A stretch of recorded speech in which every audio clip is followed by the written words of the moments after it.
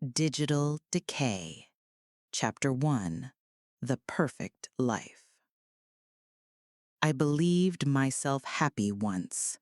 The morning sunlight cut through our bedroom windows like accusations, illuminating dust motes that danced and fell, danced and fell. Ryan was already gone, his side of the bed cold as winter stone, as if he'd never been there at all. But the coffee smell rising from below spoke of his presence, his care, his devotion. How tender he was, how attentive. I padded barefoot across hardwood that knew the weight of my grief, down hallways that had witnessed my father's slow dying. 3 months since the funeral. 3 months since Ryan became my only tether to this world. "Morning, beautiful." He looked up from his laptop, dark hair catching light like a benediction. 32 and handsome in the way that made women pause, made them trust. That smile, God, that smile, it could absolve sins. "How did you sleep?" "Like the dead." The word slipped out unbidden, and I flinched. Everything reminded me of death these days. Everything tasted of ash. "Hey." His arms encircled me, cedar and warmth and safety. "You don't have to watch every word around me." But I did, didn't I? Words had weight. Words could damn. The inheritance money sat in our account like blood money. Father's death buying us this apartment, this freedom, this gilded cage. Sometimes I felt guilty about the security. Sometimes I wondered if grief had twisted my perceptions until love looked like something else entirely. "I'll start on Dad's memorial slideshow today," I said, accepting the coffee he offered. Perfect temperature, perfect sweetness. Ryan knew me better than I knew myself sometimes.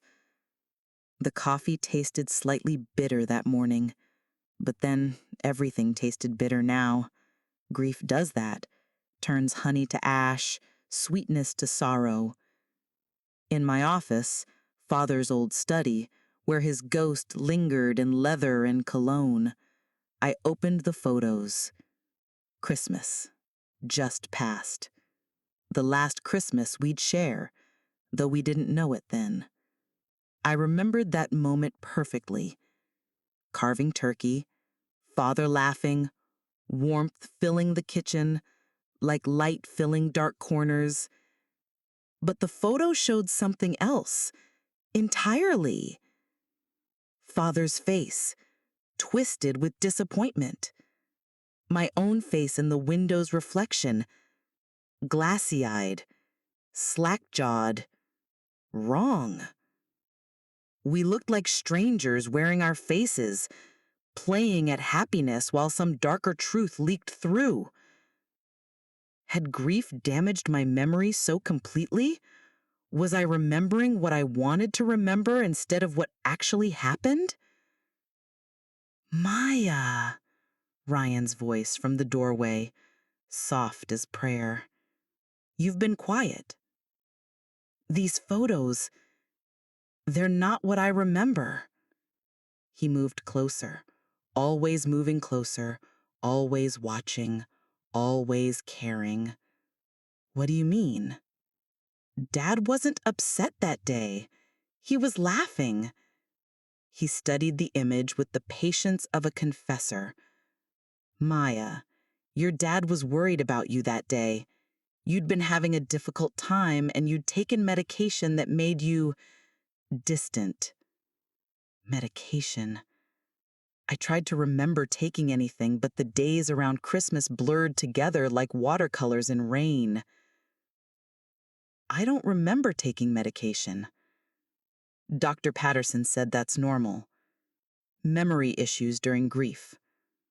Ryan's voice held infinite patience, infinite understanding. Dr. Patterson? Who's Dr. Patterson?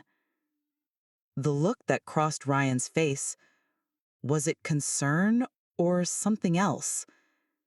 Something that moved too quickly to catch, like shadows at the edge of vision. Your therapist, sweetheart. You've been seeing her for a few weeks now. The world tilted. I gripped the desk until my knuckles went white as bone, white as lies. I would remember starting therapy. Maya. He sat beside me, close enough that I could feel his warmth, his steady breathing, his absolute certainty. Grief does strange things to memory. But you're getting help now. That's what matters. I wanted to believe him. God, how I wanted to believe. That evening, preparing for bed, I found 3 prescription bottles in the bathroom cabinet, hidden behind toiletries like secrets. My name on the labels, dates I couldn't recall, medications for conditions I didn't remember having. Sertraline, lorazepam, risperidone. Had I really been so sick without knowing it? Was grief a kind of madness that crept in slowly, stealing pieces of yourself until you became a stranger in your own life? Ryan, I called, holding up the bottles with shaking hands. When did I start taking these? His face arranged itself into careful concern. Dr. Patterson prescribed them last week, when you told her about the paranoid thoughts. Paranoid thoughts? The words echoed in my skull like accusations, like confessions, like the sound of my own voice saying things I couldn't remember speaking. What paranoid thoughts? About people watching you, about your digital files being tampered with. He moved closer, his voice gentle as rain on glass. About thinking I was part of some conspiracy. The words hung in the air like smoke, like incense, like evidence of sins I couldn't remember committing. I took the medication that night because refusing would mean admitting I couldn't trust my own mind, couldn't rely on my own memory, couldn't distinguish between care and control.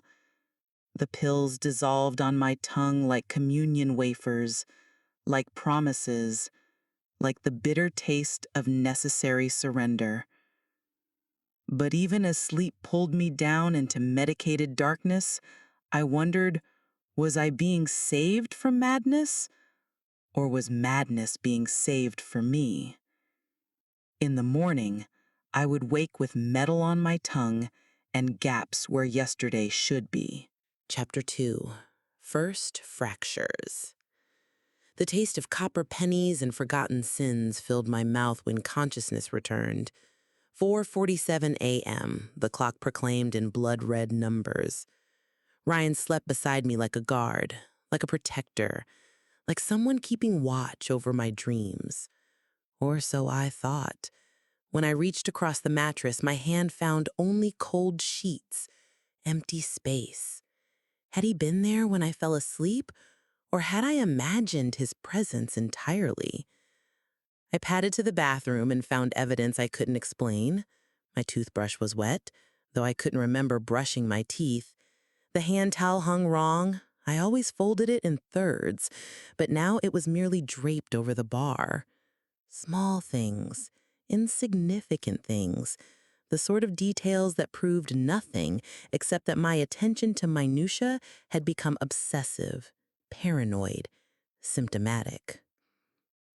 In the blue glow of my laptop screen, I excavated my digital existence like an archaeologist studying the remains of someone else's life. Email accounts filled with conversations I couldn't recall having, social media posts written in my voice about struggles I didn't remember experiencing. I keep thinking my boyfriend is manipulating my computer files, but I know that's crazy. Read one forum post dated 3 days past. He's been so supportive through my dad's death. The paranoid thoughts are getting worse even with medication. I stared at those words until they blurred into meaninglessness. They sounded like me, the rhythm familiar, the concerns plausible, but I had no memory of writing them, no recollection of feeling them, no sense of the woman who would compose such desperate pleas. Had grief fractured my mind so completely that I was living multiple lives? One conscious, one submerged, one that wrote confessions in the small hours when sanity slept? My phone contained text conversations with friends, messages describing panic attacks and memory problems, and episodes I couldn't remember having. Each exchange painted the same picture: a woman losing her grip on reality, supported by a devoted boyfriend who deserves sainthood for his patience. But the details felt wrong. I'd supposedly texted Jenna about having a panic attack at the grocery store last Tuesday, but I distinctly remember being home all day Tuesday because my period had started and the cramps were severe. I always tracked my cycle religiously, had since college. Yet when I checked my period app, it showed my cycle starting Thursday, not Tuesday. Had I misremembered something as basic as menstrual timing? Was grief affecting even my most biological processes? Maya, Ryan's voice from the kitchen, where coffee was already brewing, always awake before me now, always watching. You're up early. Truth and lie braided together, like DNA, like rope, like the sort of confession that damns even as it seeks absolution. You look upset. Are you having anxious thoughts? I showed him my phone. The conversation with Jenna that might have been sleepwalking, might have been madness, might have been evidence of a mind coming apart in carefully documented stages. Did I really text her about having episodes? Ryan read the messages with the careful attention of a doctor examining symptoms, a priest hearing confession, a judge weighing evidence. You don't remember sending these? No. And I thought my period started Tuesday, but according to my app, it was Thursday. I'm remembering basic biological facts wrong. His expression shifted to gentle concern. The memory issues are getting worse, aren't they? Stress can affect hormonal cycles, throw off your internal clock. We should call Dr. Patterson. But what if Dr. Patterson was part of the problem? What if the medication was causing the symptoms it claimed to treat? What if... Stop. That way lay madness. Real madness. The kind that saw conspiracy in every kindness, manipulation in every gesture of care. Ryan loved me. He was trying to help. The paranoid thoughts were symptoms of my condition, not evidence of external threat. Weren't they? Chapter 3: Digital Ghosts.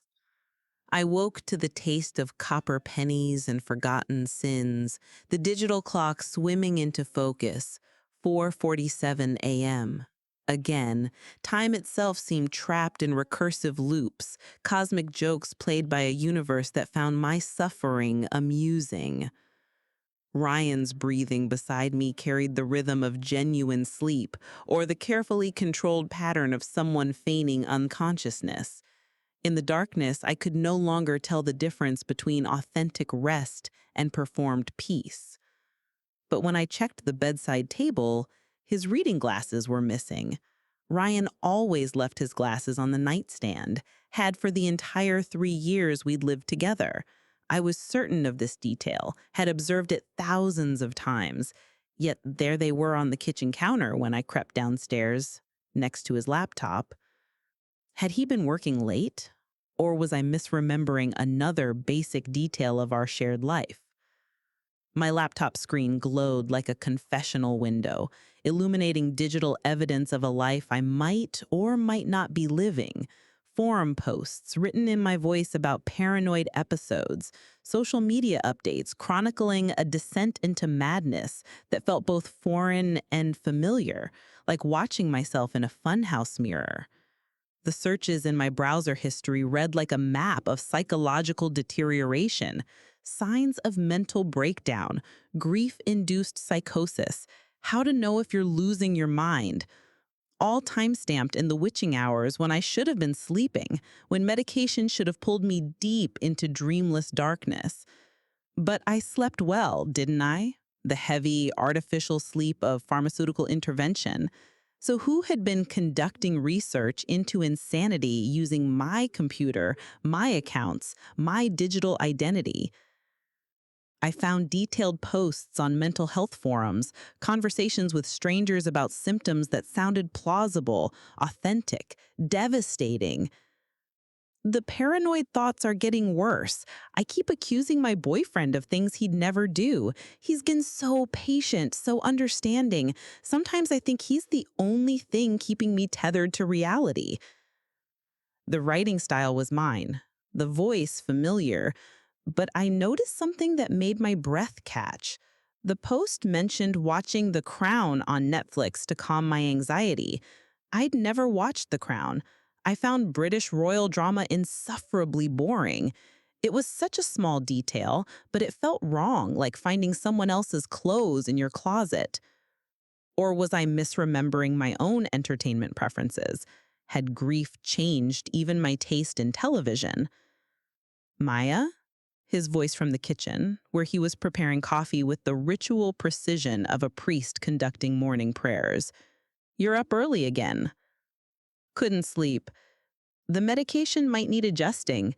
Dr. Patterson said this could happen during the transition period.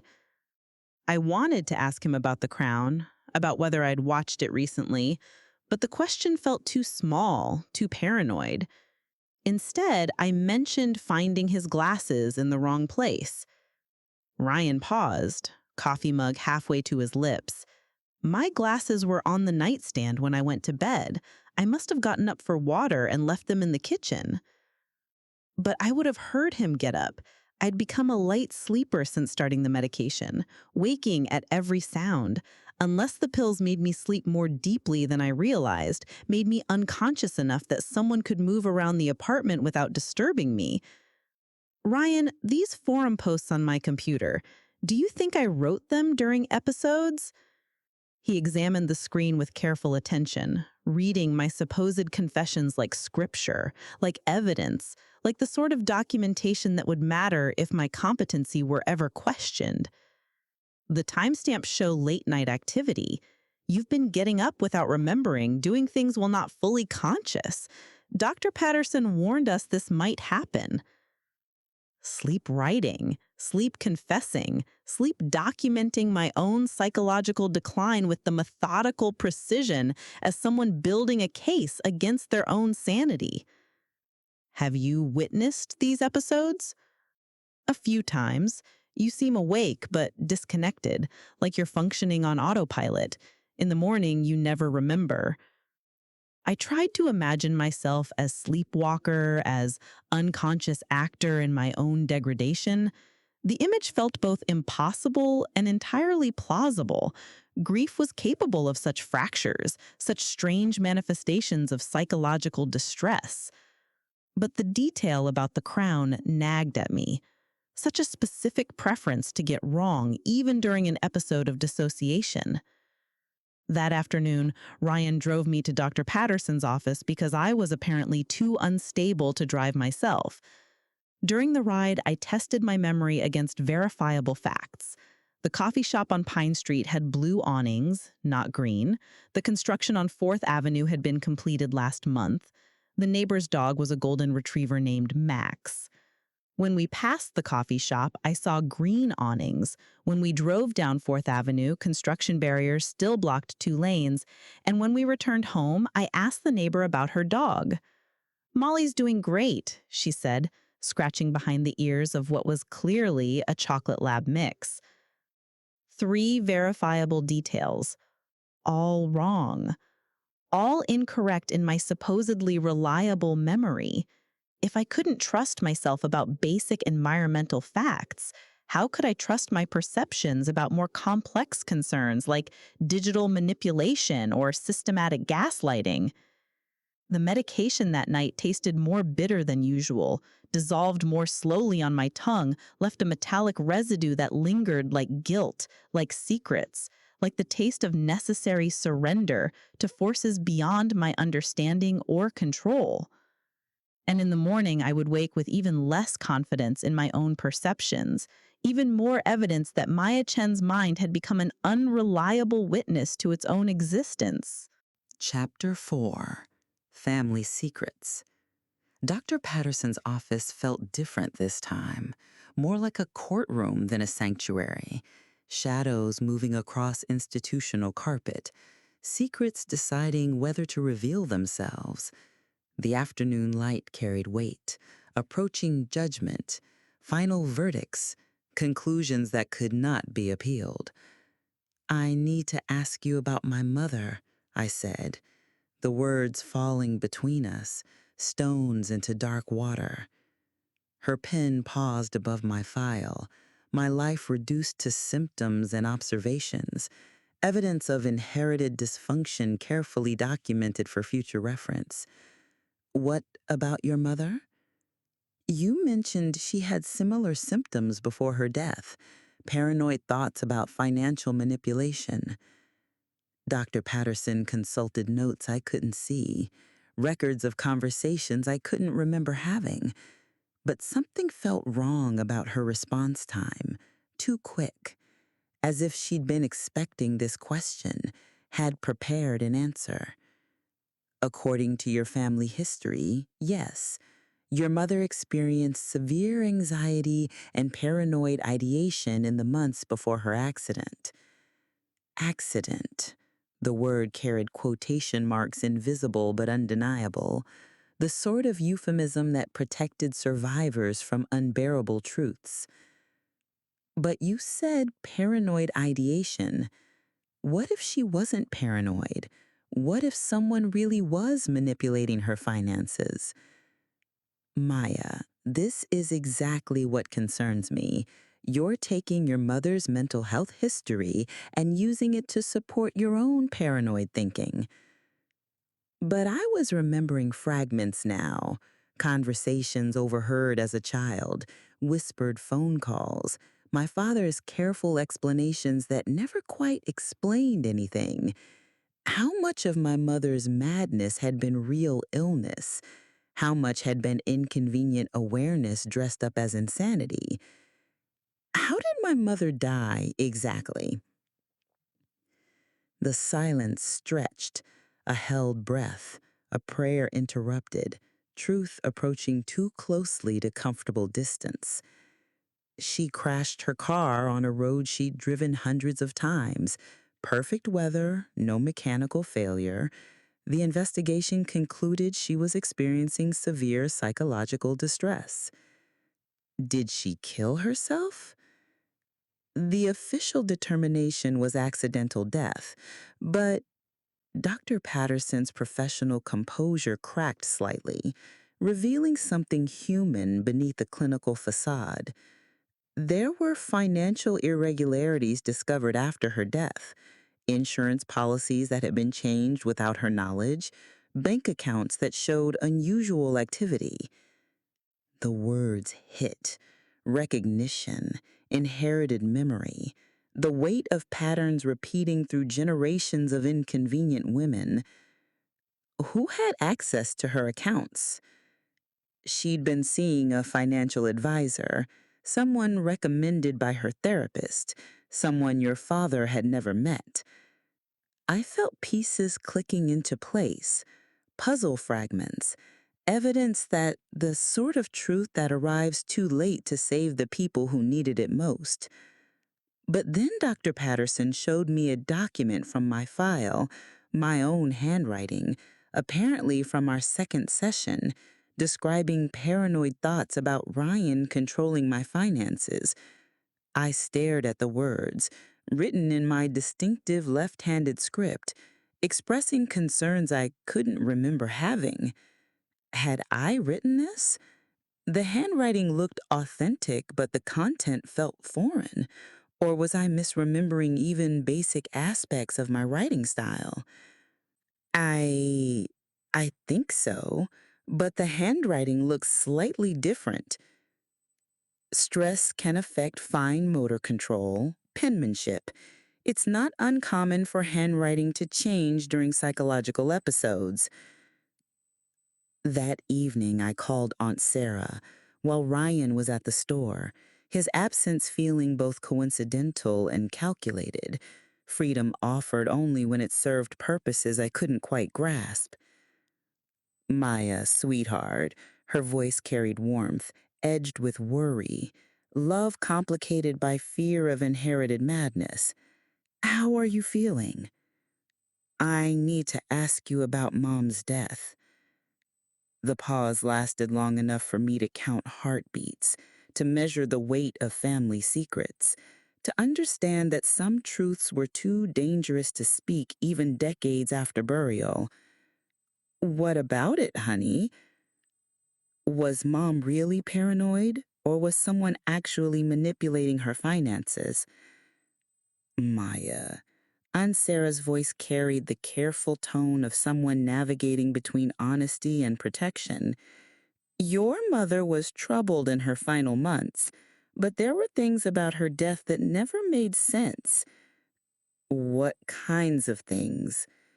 Financial irregularities that came to light afterward, insurance policies modified without her knowledge, bank accounts accessed using forged signatures. Your father always believed someone had been systematically destroying your mother's grip on reality. But as we talked, I noticed something disturbing. Aunt Sarah mentioned that my mother had been concerned about her digital accounts being manipulated, but this was 1995, before widespread internet use, before social media, before the kind of digital manipulation I was supposedly experiencing. Either Aunt Sarah was misremembering the details, or I was unconsciously projecting my current concerns onto my mother's historical situation. Aunt Sarah, did Mom really have digital accounts in 1995? A long pause. What do you mean, honey? I said you were worried about digital manipulation, but that was before most people had computers. I I think I meant her bank records. Electronic banking was just starting then. Maybe I used the wrong words. After hanging up, I sat in the gathering darkness of our apartment, uncertain whether my aunt had genuinely confused the timeline or whether my own mind was inserting anachronistic details into family history. The medication that night tasted like copper and necessary surrender, the acceptance that my own perceptions had become the least reliable source of information about my own existence. Chapter 5. The Watchers. I woke to silence that felt like judgment. 3:17 a.m. according to blood-red numbers that seemed to mock the concept of linear time. Ryan's side of the bed was cold, empty, abandoned like evidence of absence or presence in places where presence should not be. I found him in the living room, bathed in laptop glow, like a medieval monk illuminating manuscripts of significance I could not comprehend. His fingers moved across keys with practiced precision, typing words that might be work-related or might be something else entirely. The screen showed what appeared to be official-looking documents, but when I moved closer to see better, I tripped over the coffee table, a piece of furniture that had been in the same position for months. Ryan looked up, startled. Maya, are you okay? I stared at the coffee table, certain it had been pushed against the wall when we went to bed. But now it sat in the center of the room, exactly where someone would place it for normal use. Didn't we move this table against the wall last week because of the new rug? Ryan followed my gaze, his expression carefully neutral. Sweetheart, we don't have a new rug, and the table's been in this spot since we moved in. I looked down at the floor, expecting to see the Persian runner we'd bought at the market. Instead, there was only hardwood, the same hardwood that had always been there. No rug, no evidence that a rug had ever existed. Had I imagined buying a rug, dreamed it so vividly that it felt like memory? I thought I began, then stopped. The more I insisted on details that others couldn't verify, the more evidence I created for my own deteriorating mental state. "You've been having a lot of confusion lately," Ryan said gently, closing his laptop. Dr. Patterson said memory distortions are common during grief-induced episodes. "What were you working on?" "Just some reports for the nonprofit. Budget projections." He stood, moving toward me with the careful approach one uses with wounded animals, broken things, people who might shatter at any moment. "How are you feeling? You look disoriented." Disoriented. That was exactly how I felt. Like someone had rotated my entire reality by a few degrees, making everything familiar feel slightly wrong. I keep remembering things that don't seem to exist. The rug, moving furniture, conversations we supposedly had. "That's the anxiety medication," Ryan explained, guiding me back toward the bedroom. "Dr. Patterson warned us about false memory formation during treatment. Your brain is trying to fill in gaps created by the medication." False memory formation. Another symptom to add to my growing catalog of mental dysfunction. Another reason why my perceptions couldn't be trusted. But as we passed his laptop, I caught a glimpse of the screen before it went to sleep mode.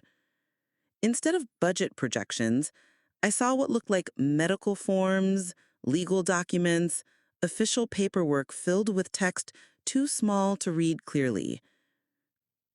"Ryan, that didn't look like budget reports." He glanced back at his laptop, then at me. "What did it look like?" "Medical forms, legal documents." "Maya, those were spreadsheets. Budget columns probably looked like forms in the dim light." His voice carried infinite patience, infinite understanding.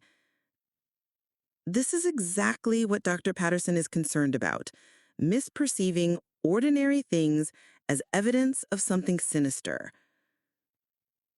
Was I misperceiving? Had my paranoid mind transformed innocent budget work into suspicious documentation?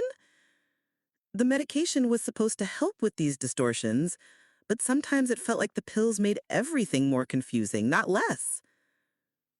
That evening, Ryan prepared my medication with increased attention to detail, watching me swallow each pill like communion, like confession, like the sort of trust that ensures compliance with treatment plans designed by people who understood exactly what needed to be treated. "Sleep well, sweetheart," he said, kissing my forehead with lips that had spoken of my deteriorating perceptions, my false memories, my inability to distinguish between reality and paranoid fabrication. But as consciousness faded under pharmaceutical weight, I held on to one clear thought. Tomorrow, I would test my perceptions more carefully, document what I observed before discussing it with anyone else. If I was losing my mind, I wanted evidence of the woman I'd been before madness claimed me completely. If I wasn't losing my mind, if something else was happening, then documentation might be my only weapon against systematic erasure of my own ability to trust my own experiences. Chapter 6, Lost Time. I woke in my car, like resurrection without redemption. Consciousness returned in fragments. Dashboard clock reading 11:47 p.m. Unfamiliar parking lots surrounding me like a crime scene. Memory absent, like pages torn from the book of my existence. The last clear moment I could grasp was accepting medication from Ryan's careful hands, swallowing pills that promised peace through chemical surrender. Now I sat in my Honda in a grocery store parking lot I didn't recognize, with 3 hours missing from my life like evidence deleted, like sins excised, like the sort of gap that could be filled with any narrative that served the purposes of people who understood how to write stories about women who couldn't remember living them. But something felt wrong beyond the missing time. My seat was adjusted differently, pushed back farther than I ever kept it. My rearview mirror was angled wrong. Even the radio was tuned to a station I never listened to, some classical music that felt foreign as a dead language. Had I really driven here myself? Or had someone else used my car, arranged the scene, positioned me like evidence? My phone buzzed with messages from Ryan, each one timestamped during hours I couldn't account for. 8:45 p.m. Where did you go? Your car is gone. 9:15 p.m. Maya, please call me. I'm worried. 10:45 p.m. I'm driving around looking for you. Please respond. I stared at these messages like archaeological artifacts, evidence of crisis I couldn't remember experiencing, proof of episodes that felt more like fiction than lived experience. But the timestamps were undeniable, the concern authentic sounding, the pattern consistent with someone caring for a woman whose mind had become unreliable in dangerous ways. In my purse lay a receipt, Walgreens, 11:15 p.m., for over-the-counter medications purchased in quantities that suggested either careful preparation or desperate impulse. Sleep aids, pain relievers, cold medicine, enough to harm, enough to suggest the sort of self-destructive ideation that would justify any necessary intervention. But I couldn't find the medications themselves. No bags in the car, no pills in my purse, no evidence except the receipt that I had actually purchased anything at all. When I checked my reflection in the rearview mirror, my lipstick was gone, though I distinctly remember applying it after dinner. My hair was disheveled in a way that suggested I'd been lying down. Most disturbing of all, there was a small bruise on my inner arm, the kind left by medical needles. When Ryan arrived 20 minutes later, how had he known where to find me? His relief seemed genuine, his concern authentic, his love real enough to cut like broken glass. Thank God you're okay. I've been terrified. I don't remember leaving home. I don't remember driving here. I don't remember 3 hours of my life. You had an episode, sweetheart. Got agitated around 8:30, said you needed to buy something important, but couldn't remember what. I tried to go with you, but you insisted you were fine. But that didn't explain the seat adjustment, the mirror angle, the bruise on my arm that looks suspiciously like an injection site. Ryan, did I seem different when I left? Was I acting strangely? You were confused, disoriented. Dr. Patterson warned us this might happen as your brain adjusts to the medication. During the drive home, I tried to reconstruct those missing hours, but memory remained absent, like a severed nerve, like evidence deliberately removed from the record of my existence. At home, Ryan prepared tea with ritual precision, watching me drink it like communion, like confession, like the sort of trust that ensures continued cooperation with treatments I couldn't remember consenting to receive. I'm scared, I admitted, because fear was the appropriate response to losing pieces of your life, like misplaced keys, like forgotten appointments, like evidence that might exonerate or condemn depending on who was interpreting its absence. The episodes won't hurt you, Ryan said with certainty that felt more like prophecy than comfort. I won't let anything happen to you. But as medicated sleep pulled me down into darkness where questions couldn't follow, I wondered, what if the episodes weren't episodes at all?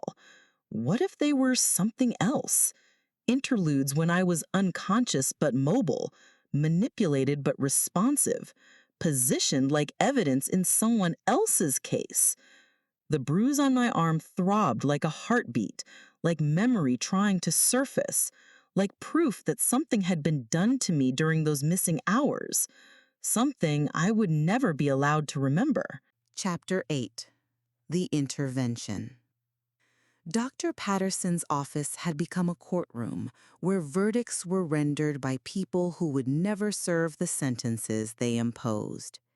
The afternoon light slanted through windows like judgment, like the weight of professional consensus settling on inconvenient questions that had been asked too many times by someone whose credibility had become systematically negotiable. "I'm concerned about the escalation in your symptoms," she said, consulting my file with the gravity of someone reviewing evidence in a capital case. "The forum posts, the digital obsessions, the increasing paranoid focus on your boyfriend's behavior. What if my concerns are reasonable? What if someone really is manipulating my online presence?" The words fell between us like accusations, like confessions, like the sort of statements that could be interpreted as insight or delusion, depending on who held the power to make such determinations. "Maya, we've discussed this. The pattern you're describing, believing that loved ones are conspiring against you, seeing manipulation in ordinary care, these are textbook symptoms of paranoid ideation." But I'd been testing my perceptions more carefully now. This morning, I counted 17 ceiling tiles in the waiting room. When I recounted them just before entering Dr. Patterson's office, there was still 17. My ability to observe and remember basic environmental details remained intact. So why couldn't I trust my observations about more complex concerns? "Dr. Patterson, I've been documenting my perceptions. Some of them are accurate. I can verify them independently, but others seem to be completely wrong. How do I distinguish between reliable observations and paranoid thinking?" Her pen stopped moving. The silence stretched like a held breath, like a prayer interrupted, like the moment when truth approaches too closely to ignore. "That's actually a very sophisticated question, Maya. The fact that you're questioning your own perceptions shows increased self-awareness. But it doesn't answer the question. If some of my observations are accurate and others are distorted, how do I know which category my concerns about Ryan fall into?" "Maya, I'm going to be direct with you. Your thinking has become increasingly disorganized since our last session. You're constructing elaborate theories rather than accepting treatment for your grief-induced psychological symptoms." The words carried weight beyond their clinical meaning. They were documentation, evidence, the sort of professional observations that would justify whatever intervention had already been decided upon by people who understood better than I did what needed to be done about inconvenient women who refused to accept reasonable explanations for their own systematic confusion. "I think you need to be hospitalized immediately." The sentence fell like a death verdict, like the sound of doors closing on possibilities I would never be allowed to explore, like the moment when questions became symptoms, and symptoms became justification for permanent removal from the world of people whose perceptions were considered reliable. "I'm not dangerous to myself or others." "Maya, you believe that your boyfriend, who has been nothing but supportive, is orchestrating systematic psychological abuse. You think I'm part of a conspiracy? You're convinced that your medication is being used to control rather than treat you? These are severe paranoid delusions that require immediate intervention." Had I said those things? The accusations sounded familiar but extreme, like amplified versions of concerns I'd expressed more cautiously. Or had my careful questions been interpreted as paranoid certainty? My conditional concerns transformed into delusional accusations. Dr. Patterson was already reaching for her phone, calling Ryan to collect his deteriorating girlfriend, summoning him to witness the final collapse of a woman whose grip on reality had become too tenuous to maintain outside institutional supervision. When Ryan arrived, his face displayed perfect devastation, the expression of someone who had tried everything, exhausted every option, finally accepted that the woman he loved required care he couldn't provide. Maya, honey, he said with infinite gentleness, infinite sadness. Dr. Patterson explained what's been happening. We need to get you help. I've been asking questions about inconsistencies in my treatment.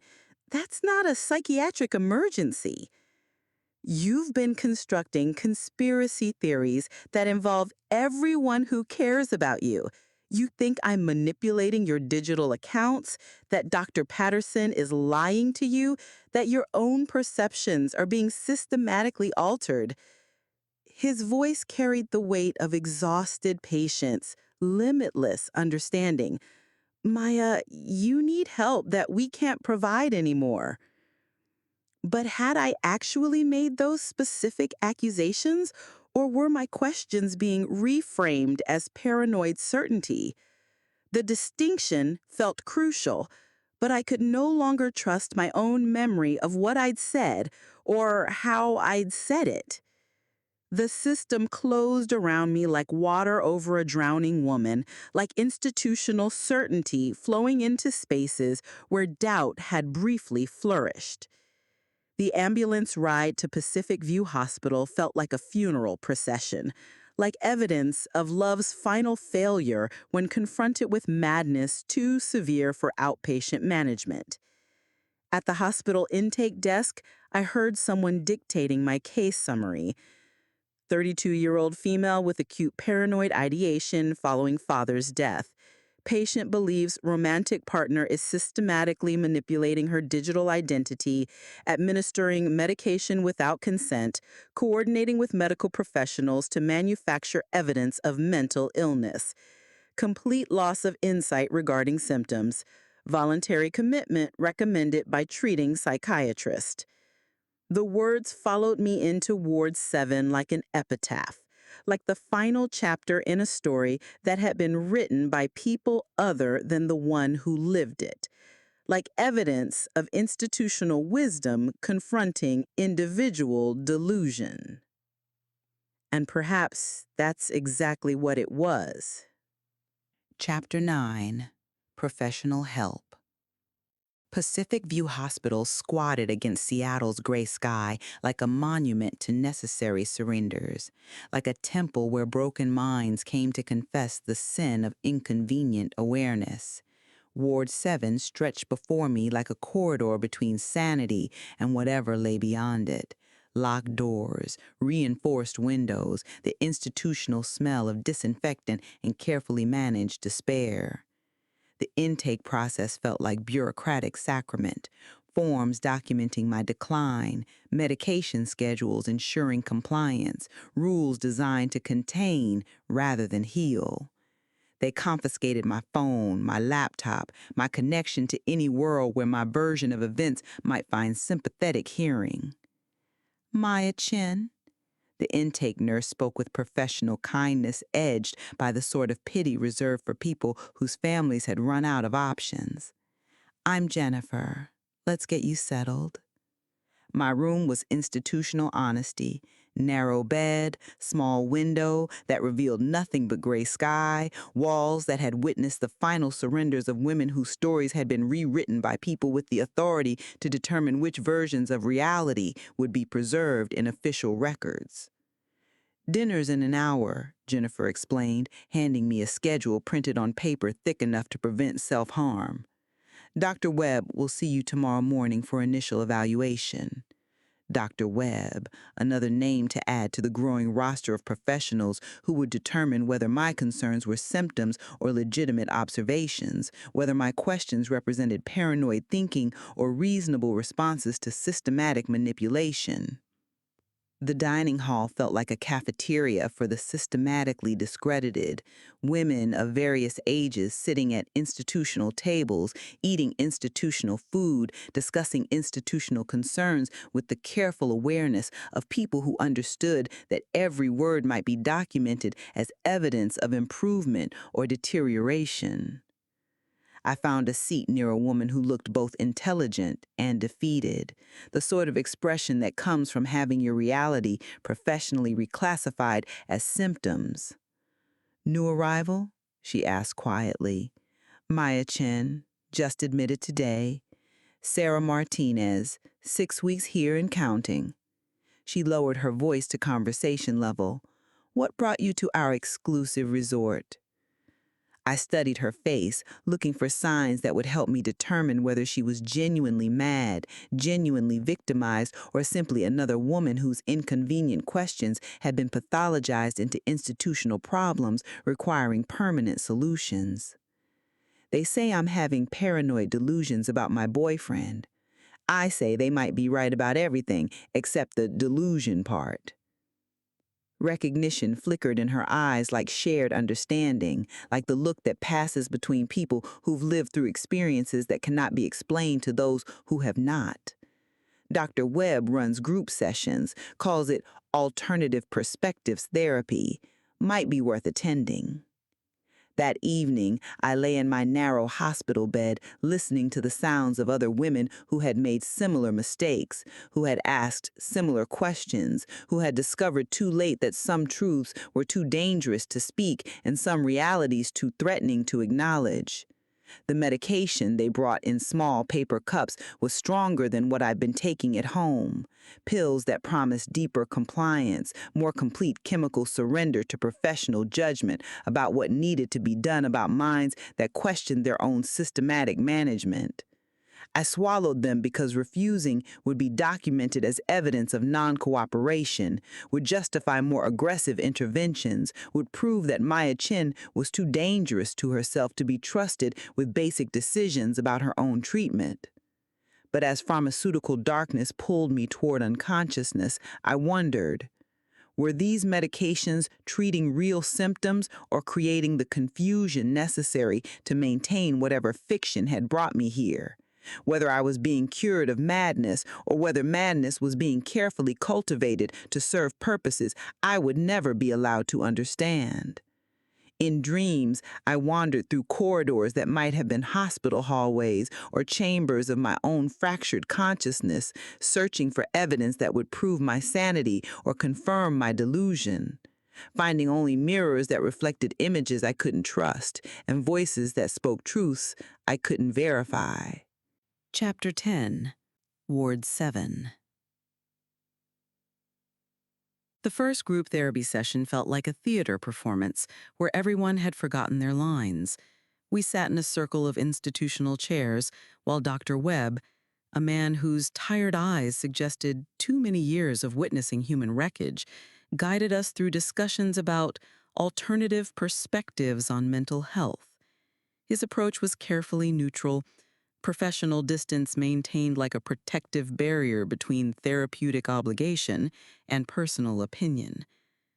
Today, we'll explore how our perceptions can be influenced by external factors, he said, his voice carrying the sort of clinical detachment that revealed nothing of his own beliefs about what those external factors might be.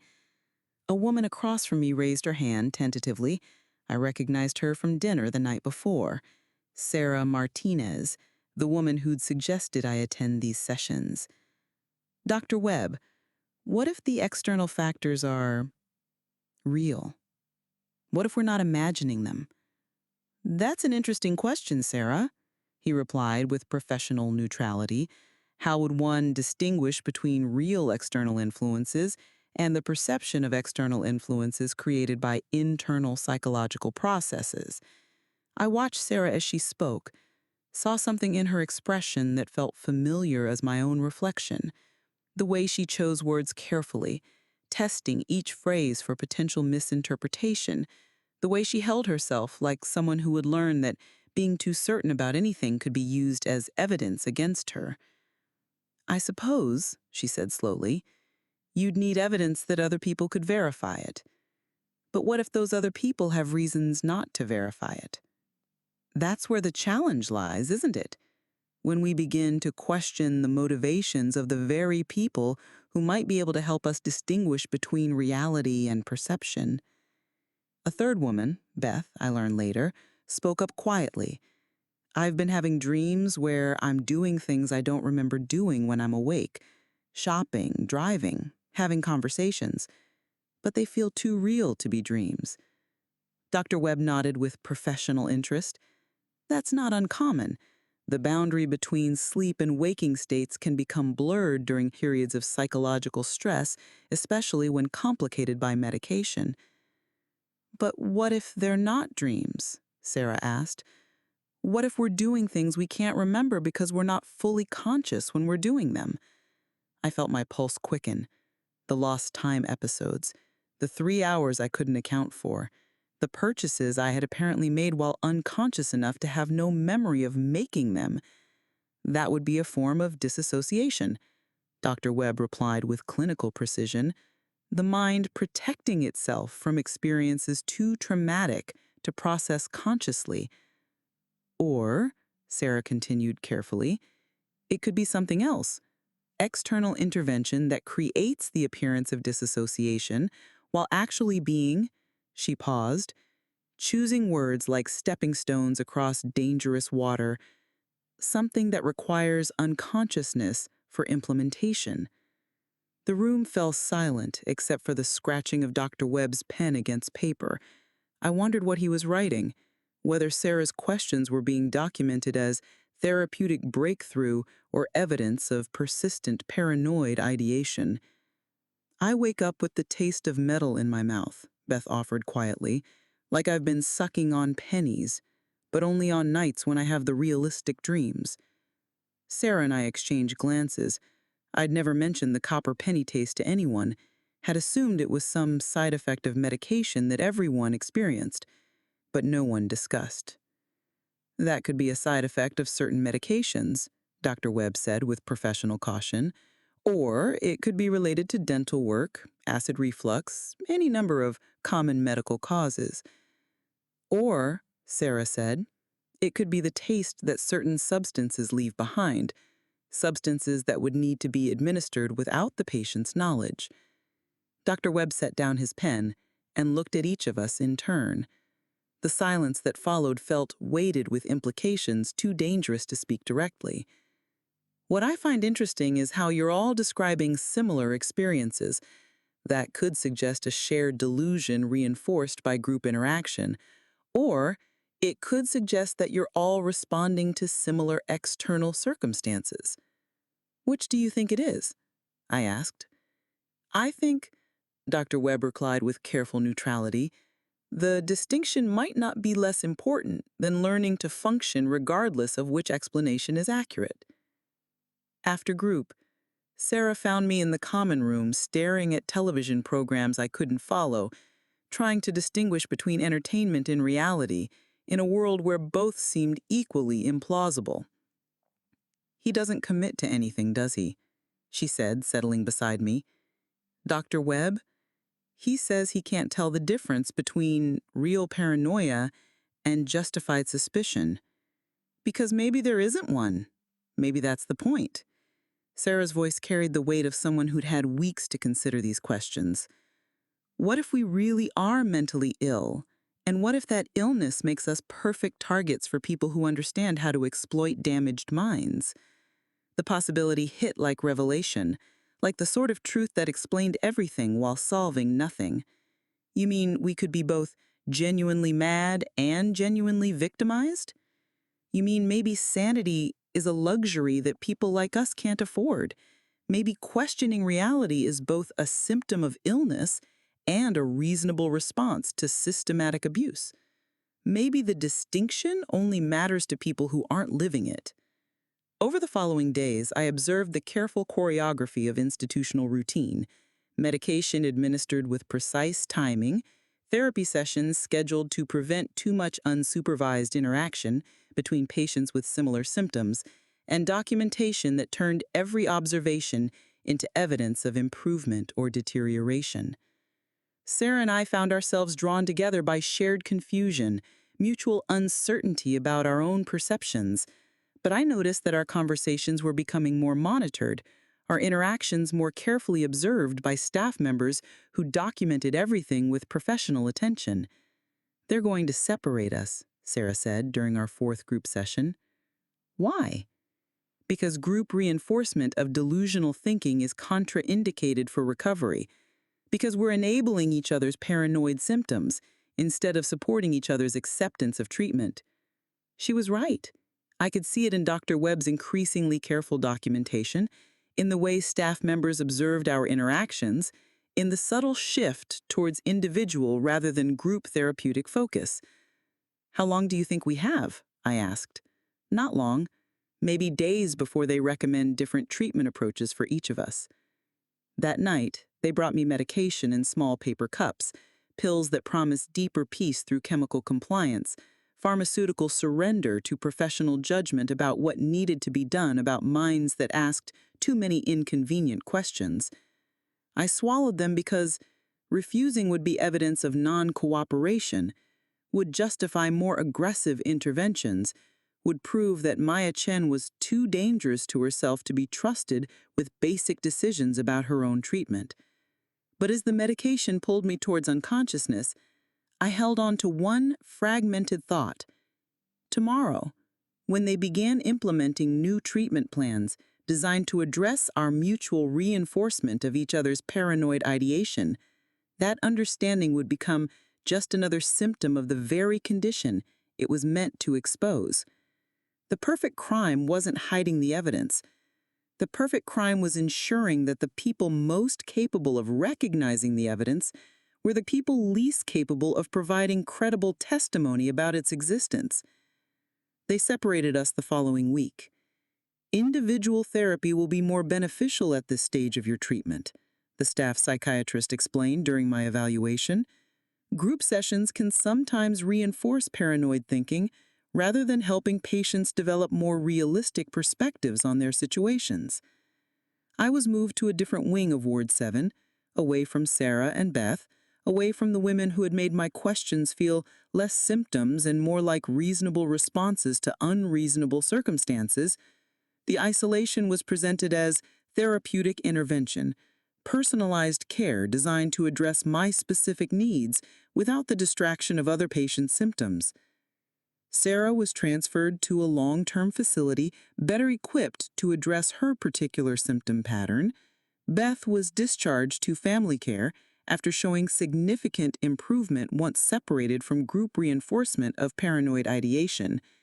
And I began the process of demonstrating recovery, accepting medication without question, participating in therapy with appropriate gratitude, expressing remorse for the paranoid accusations I'd made against people who had only tried to help me when people whose minds had been damaged by grief and genetic predisposition to mental illness were being admitted to Ward 7. Epilogue: The Last Game. 6 months after my discharge from Ward 7, improved, stabilized, grateful for the treatment that had restored my grip on reality, I lived quietly in the apartment Ryan and I shared, taking my medication as prescribed, attending therapy sessions with appropriate gratitude. The paranoid thoughts had largely subsided, replaced by the sort of peaceful compliance that proved treatment had been successful in restoring my ability to function in reality as defined by people with the authority to make such determinations.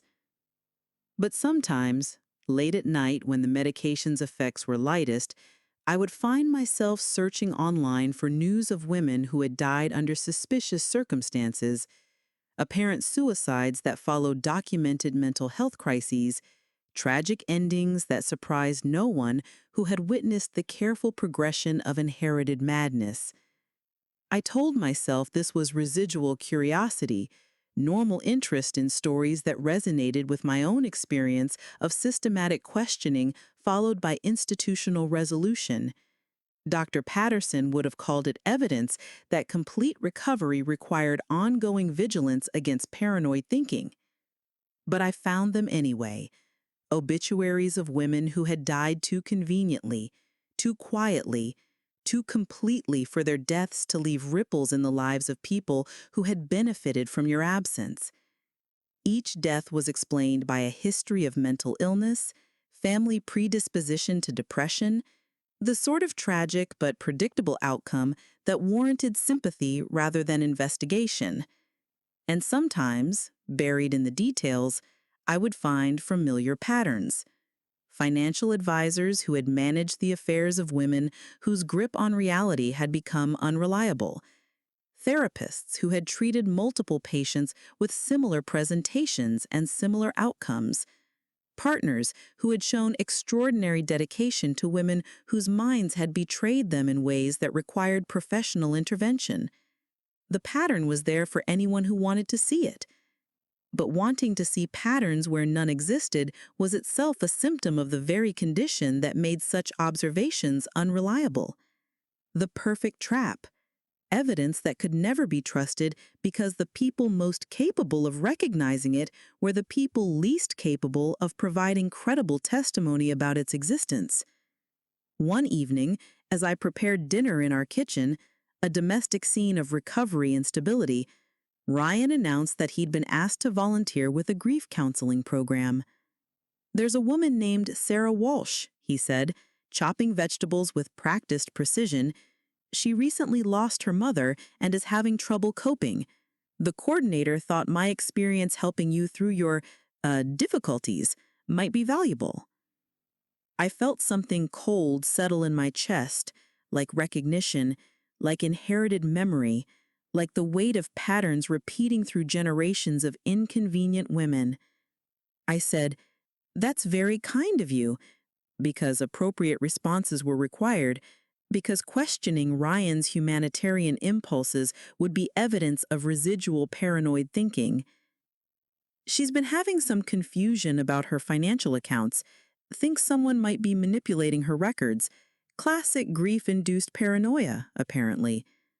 The words fell like stones into still water, like prophecy, like the sound of history preparing to repeat itself with systematic precision. "I thought I might invite her over for dinner sometime. Let her see how well you've recovered, how treatment can help people who are struggling with similar symptoms." I nodded and continued preparing our meal because refusing would be evidence of noncompliance, because questioning would be symptomatic, because resistance itself was proof of the very condition such resistance was meant to reveal. That night, I took my medication as prescribed, pills that ensured continued stability, ongoing compliance, the sort of chemical peace that prevented relapse into dangerous thinking about people whose only crime was caring too much. But as pharmaceutical darkness pulled me toward unconsciousness, I held on to one clear thought. Somewhere in Seattle, a woman named Sarah Walsh was discovering that love could be transformed into poison so slowly, so skillfully, that the transformation would be invisible until the moment when resistance became impossible and questioning became evidence of the very madness that such questioning was meant to reveal. The pattern would continue because the pattern was perfect, and I had become its most reliable witness, one whose every word would be forever suspect, whose every observation would be filtered through the lens of documented madness, whose every attempt to warn others would serve only as evidence that the treatment had been necessary and the diagnosis accurate. The perfect crime had achieved perfect success. It had created the perfect witness, one whose testimony would never be believed in any context where belief mattered. Sometimes, late at night, I thought that might be enough. Sometimes, I knew it wasn't. But it was what remained after everything else had been systematically stripped away, the stubborn insistence that this story had happened, even if it could never be proven, even if the telling of it itself was a symptom of the very condition it claimed to expose. I had become my own unreliable narrator, and perhaps that was the most perfect crime of all. In the end, I never knew whether I had been saved or silenced, cured or controlled, rescued from madness or made complicit in my own systematic erasure. The medication had taken that certainty from me, or given me the peace that comes from no longer needing to know the difference.